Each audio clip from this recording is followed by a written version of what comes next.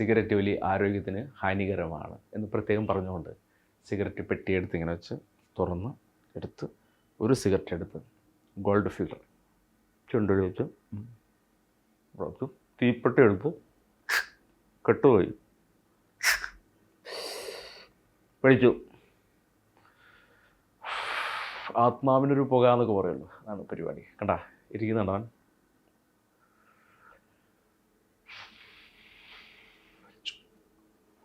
കുറേ ഇങ്ങനെ വലിക്കുമ്പോൾ കുറച്ച് കഴിയുമ്പോൾ പിന്നെ ആരെങ്കിലുമൊക്കെ കണ്ടു കഴിഞ്ഞാൽ എക്സ്പ്രഷൻ മാറും. കാരണം ഒരു ബഹുമാനിക്കലാണ്.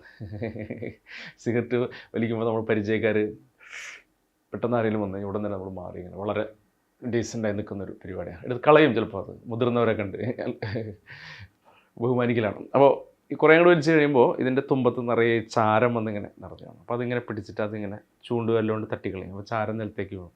പിന്നെ വലിക്കും.